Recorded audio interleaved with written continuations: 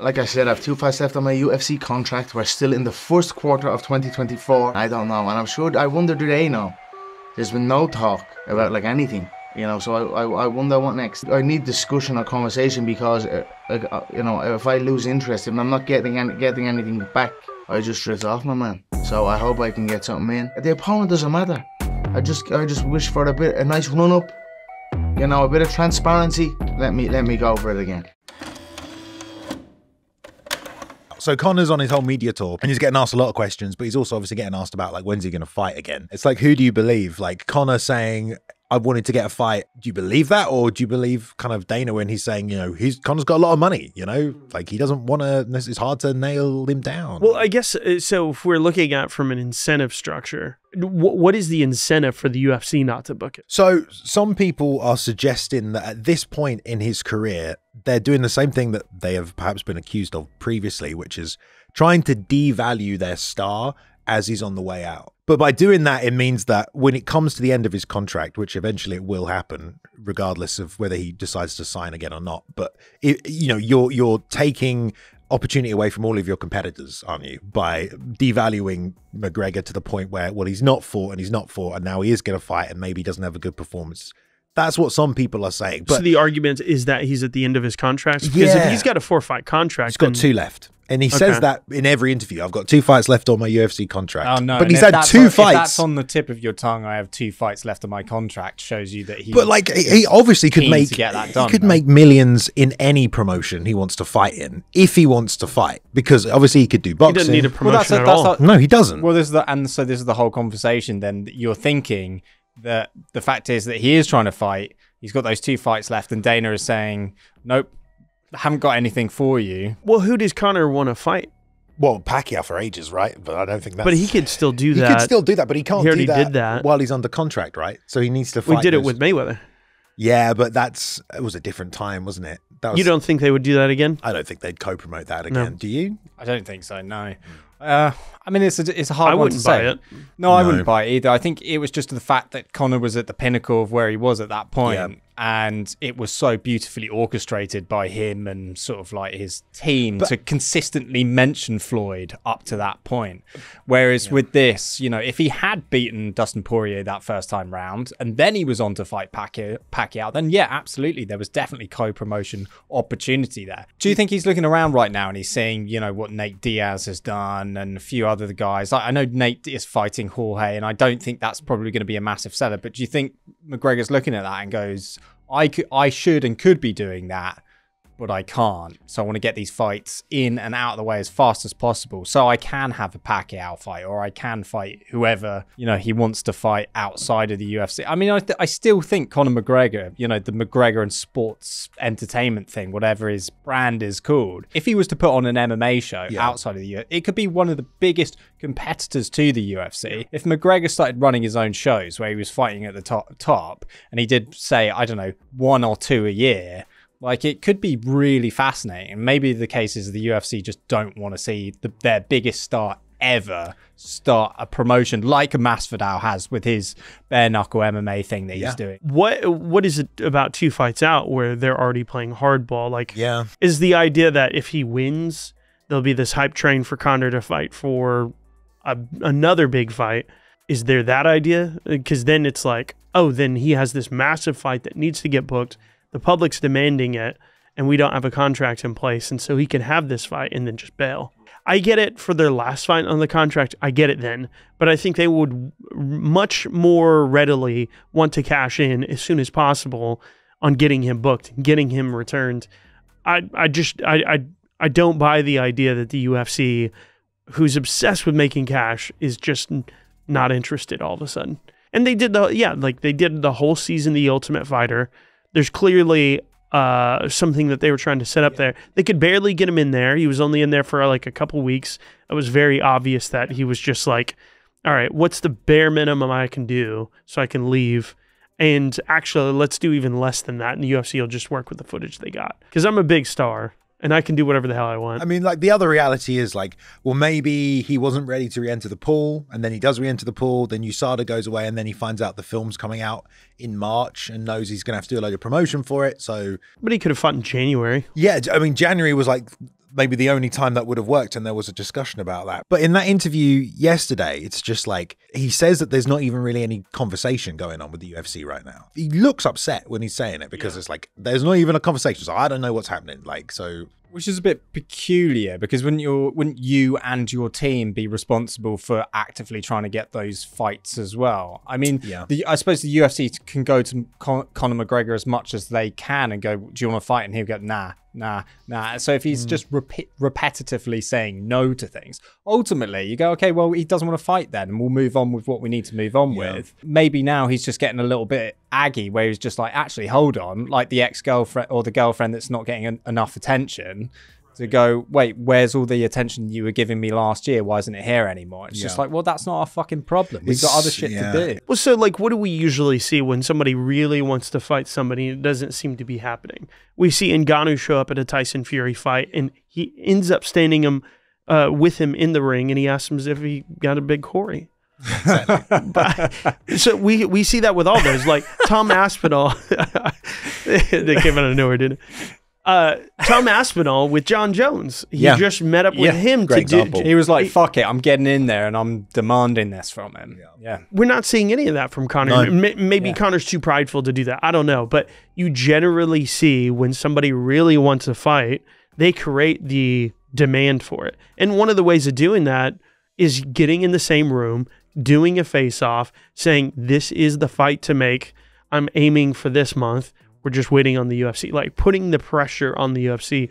That's what everyone's done. And I think that's what Tom Aspinall is literally trying to do with John Jones. Not only on John Jones, but the UFC as well. Like, book this fight. Do you know what's crazy as well, actually, when you think about it? Ever since Conor McGregor and Nate Diaz had their first fight, Nate Diaz has kind of done everything I felt Conor should have done. Nate went on to fight Leon Edwards. He went on to fight Masvidal for the BMF, right?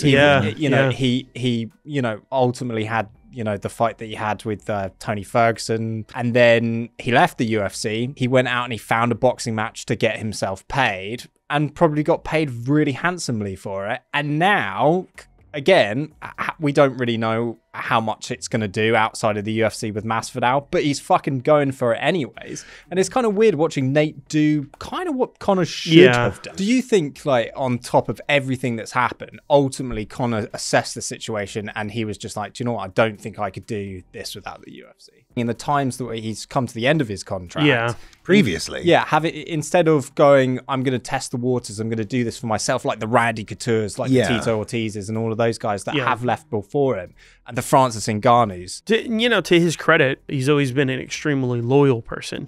And that's one thing he's always expressed, like, I want to do business with the UFC. So, I mean, that is a big part of it. Yeah, I just don't buy it at all. Someone on the planet that's a promoter who, in this case, obviously is the UFC, doesn't want Conor McGregor to fight for their promotion. Like, I just don't believe that. And I think you make a good point. Yeah, because at one point, Conor was wanting to fight Masvidal. Conor was wanting to fight for a title at 170, which the Leon Edwards fight would have definitely gotten him in line for. Instead, he's fought Donald Cerrone, and Poirier twice. And that's what he's done the same amount of time that Nate Diaz has done. So I think that's a good point. Yeah, it's like Nate has done way more high-profile things. He's taken some shitty boxing fights, whatever. But yeah, Conor would love to do that. Yeah, absolutely. Yeah, man. There's no way the UFC isn't wanting to book it. I mean, who knows? Maybe it could be like a flexing thing, but they've been flexing for 3 years now. My vibe is what they've realized, and they've always known this because they existed before Conor and they're going to exist after him. So it's like, all right, you want to go party and do a bunch of other shit. We're going to keep doing our business. We're not going to spend all this time on you and give you a much of, unnecessary showering of attention. We're just going to keep moving on with our business. And when you're ready to fight, give us a call. And let us know when you're for real about it. I don't know how far that goes. There's been, I think, some talk that Dana's been like, oh yeah, well, he's not been training enough. We don't think he's ready. That seems a bit intrusive. I mean, what's the benefit for Conor to return and either get fucking annihilated by Poirier in a third fight or potentially lose to Donald Cerrone. Who's in that lightweight, welterweight division that would be in the place of a Donald Cerrone now? Well, I mean, like, in his last interview, he talked about the fact Poirier just won, as if it was like, oh, Poirier's got another win. That could be a good fight, like there. Like, first of all, no one wants to see that fight, right? We've already seen it. But then it's also like, he's like giving a nod to Poirier, saying, oh, he deserves it now. And it's like, but you haven't fought, and you lost him twice, and now he deserves it. Do you think Conor is enough of a mascot of the UFC that they can promote his personality without him fighting? And they go, you know, Conor's still the face of the UFC, but we don't need him to fight. He's almost like a Forrest Griffin or a Chuck Liddell for them now, where it's just like, you know, you've taken some nasty losses. Don't worry about the fighting. Just kind of like rep us when you're out and about. Like, for instance, Roadhouse, you know, Jake Gyllenhaal is fighting in the UFC. Yeah. And you obviously have them still promoting it with the UFC. Is Conor turned into more of a mascot for them now, as opposed to an actual fighter, do you think? They let everyone fight for way too fucking long. Yeah. It's like you think of Frankie Edgar's into his career. BJ Penn, you know, it's like they will squeeze every ounce of cash they can get out of you. But do you think that that's advantageous for them to do that with the biggest star ever? Because the Frankie Edgars and the BJ Penn, they're expendable. They're old champions that are their history is starting to disappear. Yeah. But I do think the UFC and Conor McGregor still go hand in hand, and they do sort of need each other. So there is a level of protection there for a man where they're like, oh, we don't want him. We don't want to see him go the Frankie Edgar. We don't want to see him go the BJ Penn. The reality is for Edgar and BJ, there weren't a lot of options outside of the UFC anyway. Whereas with Conor, if they let him go, there's a bunch of other places he's going to go and make loads of money. So there is also that as well. Like, I don't understand that rationale. They don't really. It doesn't really matter if they burn out the star on BJ and Frankie, does it? Wouldn't they just let them go, though? If there's not a huge incentive, why keep them fighting? As opposed to Conor, where there is a huge incentive. Why not keep BJ and Frankie fighting? Like, there's no downside to keeping them fighting. There's no real upside either, though. If we're saying they're expendable, they're not really worth a whole lot. I understand Tom's point, because it's like, oh, yeah, because he hasn't lost that much. The last one was kind of a freak one against the same guy. Then what you can say is, oh, yeah, he's still a viable guy. We'll get him booked soon, I promise. Yeah, that's what I'm saying. And then people want to use him in promotional things. Let's say, I don't know, for instance, Conor comes back and he fights Matt Frivola, and Matt Frivola knocks him out. What do you do with Conor McGregor after Matt Frivola has knocked you out? Well, you never book him against Matt Frivola. You book him against a top 5 guy, and you're like, well, he lost against top 5 guy. But that's what I'm saying. Like, he wanted to fight Diego. He fought Cerrone. I mean, to be fair to Cerrone at that point, I think people still thought it would be a lot more competitive than it ended up actually being. But, you know, perhaps, you know, Conor does come back and he fights like a top 15 guy and he loses, then you're like, fuck, man, like, how are we going to book him again? If Conor was going to come back and have a tune-up fight against anyone in the top 10 of this lightweight division, who do you fucking pick for first to of actually all, go, he's probably going to beat that guy and it will set him up nicely for something more? I wouldn't even look at lightweight. I think you take the cash. I think you say, all right, he lost. Every single star we've ever had has lost. Yeah. And there's been somebody else that's come up. It's like, you know, Chuck Liddell was the biggest thing on the fucking planet, and they wanted to pull him after a bunch of losses, and he didn't get any like massive promotional opportunity there. Luckily, there was like a changing the guard, because Rampage was the one that stopped him and stopped him brutally, and it just so happened to be that Rampage was a massive fucking star as well in the A team and was doing big TV shows and stuff like that. So there was a beautiful moment where they were like, yeah, we can bin Chuck because at least we got Rampage. Now, I think in the current state of the UFC, it's just like, okay, who could beat Conor to unseat him? And, you know, Dustin's done really, really well there, but he hasn't eclipsed where everyone knows him. Everyone knows Nate Diaz. Nate Diaz could do it. I just don't buy it, man. It's like Akiam's razor. What's the idea? The simplest answer is more than likely going to be the correct one. The UFC wants to make money. I think they would accept it in a heartbeat. Like, if they're making money off of Conor on the peripheral side, it's got to be marginal. But again, maybe like the question still stands. If it's not Michael Chandler, Michael Chandler is a good fight for Conor as well, because Michael Chandler is the type of guy who goes in there and has a big old fight with everyone, and win or lose, he puts out on a show. he loses though as well. You know, two out of the 5 he's won. So technically, that's a good thing for McGregor as well. They're given a good chance where it's just like Chandler has shown serious holes that, you know, maybe a older McGregor could still exploit. So it's still like, oh, you know, what is going to happen in that fight? If he loses against Chandler, it just goes, well, Chandler's a fucking dog, man. He goes in there and he performs and still fights the best of the best. And if McGregor beats him, it's like, well, of course he beat him. Chandler couldn't beat any of the major top 5 in the division. If we're looking at the welterweight and the lightweight, Jesus Christ. let's look at 170. MVP. 170 is scarier than MVP. ever, dude. Choose any of those guys. We go, that's a good matchup for Conor McGregor. I would have always said that about 170. To be fair, I you know what, when they were talking about the Masvidal fight, I was actually, you know, I'm taking Dana's side. I realized that a lot today, but he was like, oh yeah, Masvidal will fucking kill him. And I think that would have been true. I think Masvidal, by that point, of course, he used to be a 155er as well, but had fully bulked up to 170. That top 10 is I mean, Shavkat. I mean, so you think there might also be a problem with finding him the right? Well, it can't be finding him the right opponent, because surely the opponent is Michael Chandler. If it's not Chandler, if it's not Poirier, who could it be in 55 or 170? I think any of those top 5 fighters at 155 would love a McGregor payday. Yeah, 100%. UFC would love a McGregor payday. Conor is so cocky that I don't think he can see the forest for the trees in a situation like that and says, oh yeah, this will get me a title shot. I'll take it. I think there's just something wrong on Conor's end. Yeah, that's what you think. I think it's got to be. I think he's been really, really busy. Drunken Irishman has communication issues. I think you're with right. a global fucking sports entity. Yeah. Where does the problem lie? I think probably with the drunken for Conor, Irish guy. The best version of Conor is the consistent version of Conor, right? And then like he was never able to get back to that consistency. Like in the 2020 year where he was like, this is going to be my season. You know, and that's fair enough that he understands he needs to approach it as a season because that's how he gets the best version of himself. But he's never got back there. But that's the problem though. You can't have a season after you get knocked out. You can't. No. You can't have a season after you get knocked out. I mean, it should be as simple as follow the money. And I think that's what the UFC would love to do. If you follow the money on Conor's side, he's earned a fuck ton of cash, and he's been doing that instead.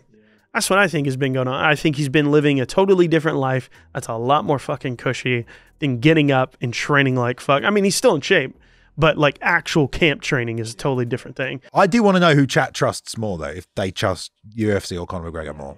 Well, it's not an issue of trust. Again, it's like it comes back to what's the simplest solution. The UFC wants to make money. Conor is doing everything. I like in your but mind fighting. it's so logical because like you're getting 2 different stories here though. So it's what's like, that?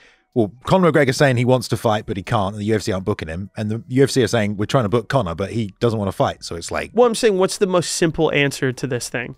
Like a business made around booking prize fighters doesn't want to book their biggest prize fighter. I agree with what as you're saying. opposed to the guy that's been doing everything under the sun, opening businesses, selling businesses, making the most he's made in his entire life doing so, by the way. I mean, that's if he's truly made $600 million off of that, that eclipses his fight career. I hope you're by an insane He's amount. over here like, isn't going to make. I wonder if you've just convinced a load of people in chat, because there are going to be people in chat who are like, no, the UFC are corrupt. Conor really wants to fight, and they're not letting him. The UFC is corrupt. So that's what I mean. What do corrupt businesses want to do? They want to make fucking money. Okay. Like, so I know how you're arguing it, and like I think you're right. This is not a morality argument. I'm saying they want to make money. I think you're right. I think the most simple and logical answer. Bankrupt Conor McGregor. Yeah, I think you're right. The most logical answer probably is the right one. But there are going to be people who watch this and disagree and think they're holding on to him, or they want to keep him so he can't make money anywhere else, so they're extending it. But I don't think he wants to leave. Yeah, you're probably right. I think everything throughout his entire career is like, I want to do business with the UFC. And he says he wants to retire. They're the only people to do it with. Yeah. Like, the only thing that I could see him wanting to do is putting in extra provisions into his contract to say, yeah, I'm going to fight Mayweather and you guys are going to let me do it, or I'll never fight for you guys again. To be fair, he's probably already tried that, and the UFC just said no. We've gone a couple of years without you fighting and we're just fine. Yeah, we're doing great. Well, I wish they would just tell us the truth. We've got Alex Pereira now. All right, mate. Well, Conor McGregor has a lot of money, but we don't. So that's why we need you to join the channel membership. For God's sake.